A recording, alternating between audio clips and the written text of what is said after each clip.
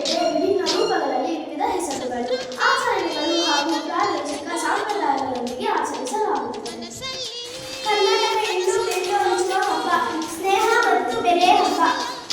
ಗುಜರಾತ್ ಮತ್ತು ರಾಜಸ್ಥಾನಗಳಲ್ಲಿ ಗಣಪನ ಹಬ್ಬ ಆಕರ್ಷಿಸುವ ಪಂಜಾಬ್ನಲ್ಲಿ ಸಂಕ್ರಾಂತಿಯನ್ನು ಲೋಹರಿ ಎಂದು ಆಚರಿಸುತ್ತಾರೆ. ಅಲ್ಲಿ ಬೆಂಕಿ ಹಚ್ಚಿ ಆಚರಿಸುವ ಸಂಪ್ರದಾಯವಿದೆ. ತಮಿಳುನಾಡು ಪೊಂಗಲ್ ಹಬ್ಬ ಸೂರ್ಯ ದೇವರಿಗೆ ಕೃತಜ್ಞತೆ.